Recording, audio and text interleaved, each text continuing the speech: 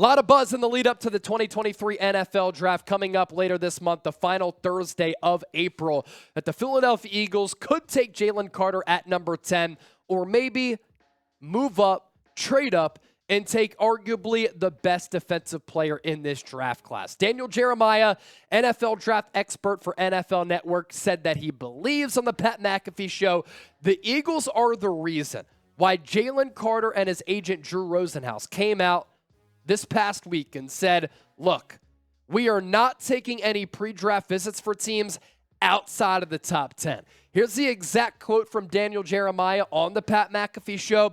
He said, the Eagles would be my educated guess on why Jalen Carter is not taking meetings outside of the top 10.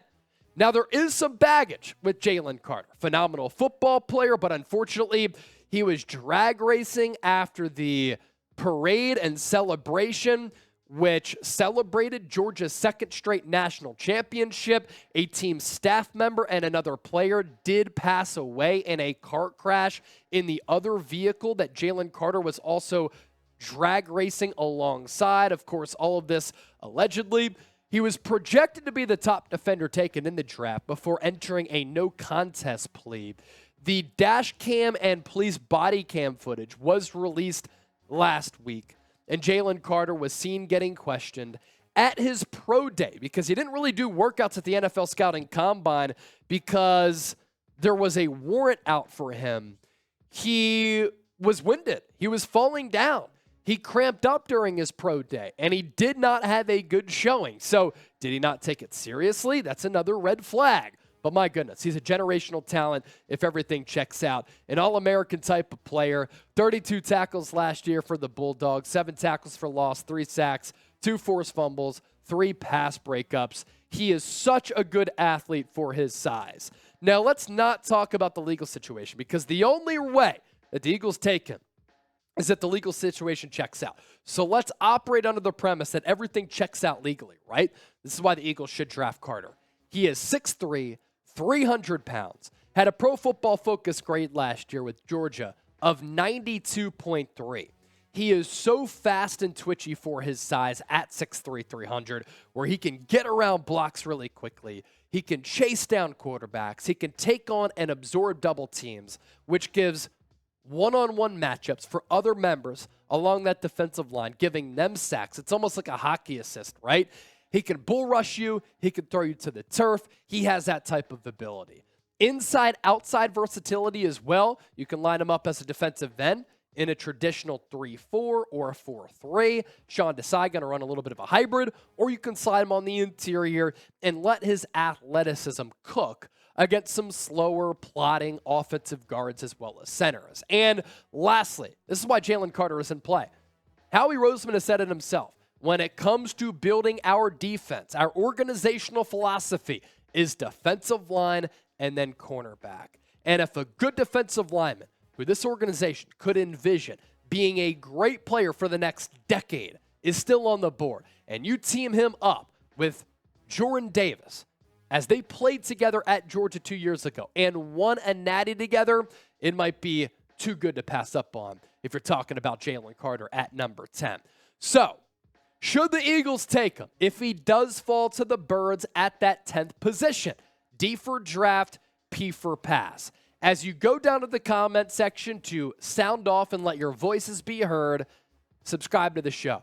Daily videos on the Philadelphia Eagles. By the time you're watching this, I'm in Key West. We're still giving you content because we grind and we hustle, and that's a big reason why we're on the road to 50,000 subscribers.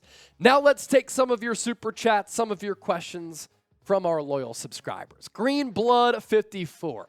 Would you move up for Anderson or Carter? I would think about moving up for Jalen Carter for sure if everything checks out. As far as Will Anderson, I don't think that you can move up far enough to get him. I think he's going to go in the top 5.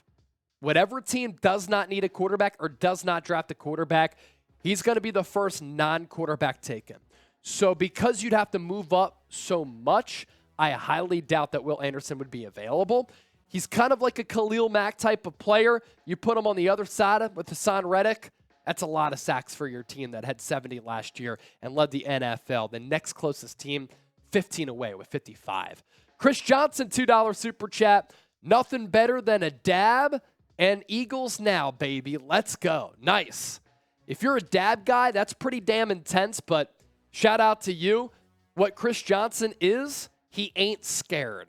And go Birds, he's watching Philadelphia Eagles now, and hopefully you're feeling good watching Philadelphia Eagles now. You know what I mean? Jay Brett, how do you feel about Nolan Smith at number 10? You think he'll be there, or should we trade back a couple of spots? I wouldn't take him at number 10. Couple of reasons why. Lack of production, injuries at Georgia. And I understand that at the NFL Combine, he went off, right? Freaky, twitchy athlete. The testing numbers were great. Testing numbers don't mean that you're going to be a great football player. Now, coming out of high school, he was a legend. Like the best defender, the best player, according to some scouting sites. But that didn't really result in a ton of production. At number 30, though, if he's on the board, hell yeah. I'm all in on that. Your favorite Eagle on the current roster, who is it? My goodness, this is a good question. I have to think about it. Jason Kelce. I'd have to go Jason Kelce and then Brandon Graham. I don't think there's any question that they are legendary all-time Eagles. And then let's go with the newer Eagle, Jalen Hurts. I think they all stand for the right things, and they epitomize what a Philadelphia Eagle is supposed to be. You know who's the real one? Our guy, Cool Reigns. Fact, the Eagles have had more cornerback busts that we have drafted than any other spots. Yeah, I mean, it's not a bona fide fact. What's interesting is that they haven't taken a cornerback in the first round since Lito Shepherd. They have had some cornerbacks bust. The most recent successful one, Avonte Maddox, it's ended up being a good player, middle round guy out of Pittsburgh. It's ended up being a pretty good selection. You get a good slot corner out of Pitt. Andrew Nathan. Am I the only one that thinks there's no coincidence that the body cam was leaked/released? Team scheming to get him to drop. I don't know. Get your tinfoil hats on. Carter at 10 and Myles Murphy at number 30. I don't think Myles Murphy will be available at number 30. As far as the releasing of the body cam, dash cam stuff, I don't know if that's on a team to have it released. But if you think about it, and let's put on our tinfoil hats, because I always enjoy those types of conversations, right? I'm not a conspiracy theorist, but I think things should get challenged in life when you talk about discourse and stuff, right? So let's say a team asks the police department for the body cam footage because they want to know, okay, we're sitting hypothetical at number 7. We want to know if we should draft Jalen Carter.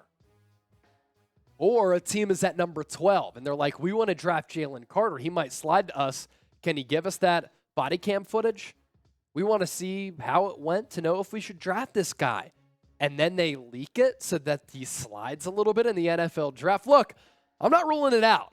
I mean, look, agent leaks, owner leaks, GM leaks, coach leaks, player leaks, they happen all the time. Why? One word. #leverage. Do you think the Birds can get back to the Super Bowl this year? Let's hope so. You had the taste. You were so close. And I'm still heartbroken about it. Bye for yes and for now.